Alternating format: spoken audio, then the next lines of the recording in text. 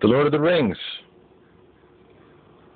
What a great trilogy that was. I first read The Lord of the Rings when I was a teenager, reading it on the school bus. Changed my life, as it did many others. What does it really mean? Well, I think it introduced mythology, true mythology, for my generation and the generation before and the generation after. You know, the Gen X generation, the boomers, whoever started reading it, right? It brought in the scope and breadth of the wars. He was writing it during the wars. I'm not sure which ones, probably the first and the second. And it brought in mysticism. It brought in poetry. It brought in mystical poetry, like the runes.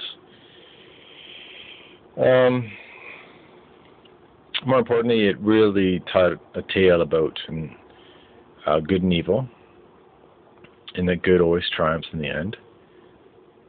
And for me personally, it's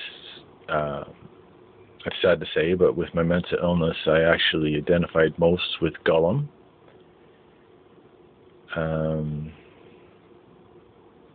Especially that part where he's talking to himself about being friends with Frodo and then calling himself a murderer and stuff like that. I really identified with that. I'm glad I didn't identify with Wormtongue.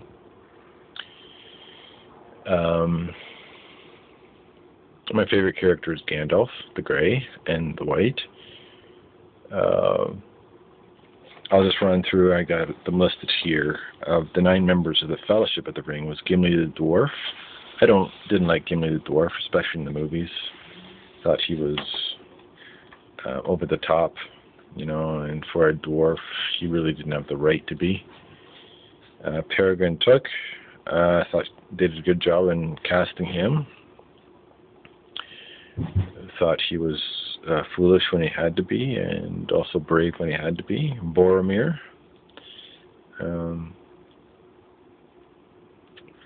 Again, cast well. I'm glad I didn't identify with him. I mean, I know of others who are like that, who take on too much responsibility and carry too much baggage, and in the end die, or lose their soul or something. Legolas the Elf, I don't really like Legolas. He's just too good to be true.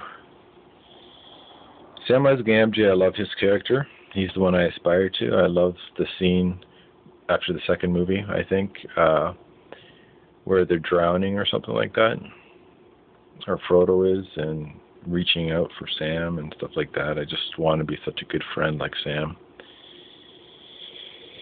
Gandalf, great wizard.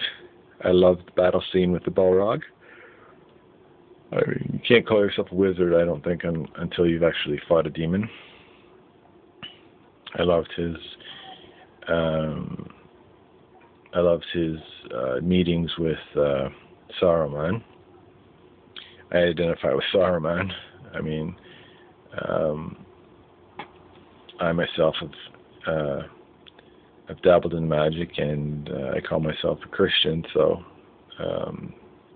I would, I guess, be maybe perverting the true ways. Meriadoc Brandybuck.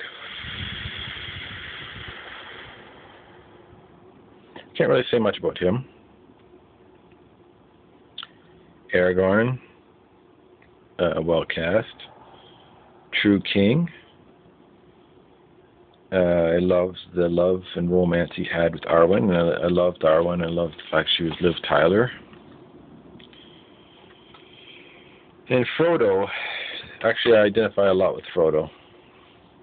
Having to carry my ring, my bipolarness. The fact that he was growing old because of the ring. And all the responsibility that is. I'm the only one in my family with this illness, and it's heavy on me. And so I just think, but I've seen alternate endings And it's true, it doesn't make sense why they just didn't take the eagles to fly them straight to the Mount Doom, right? I think I even wondered that when I was reading them. So could have been a lot shorter, a lot briefer, like kind of like shock and awe. Just go in, boom, it's done for, done with.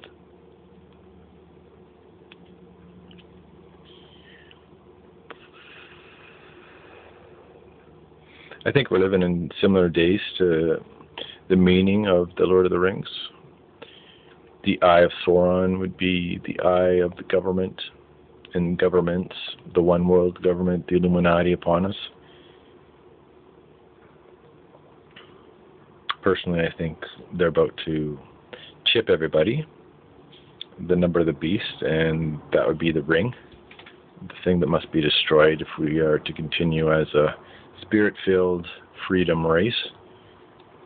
So there you have it. That's my take on The Lord of the Rings. It was a great saga and a great trip.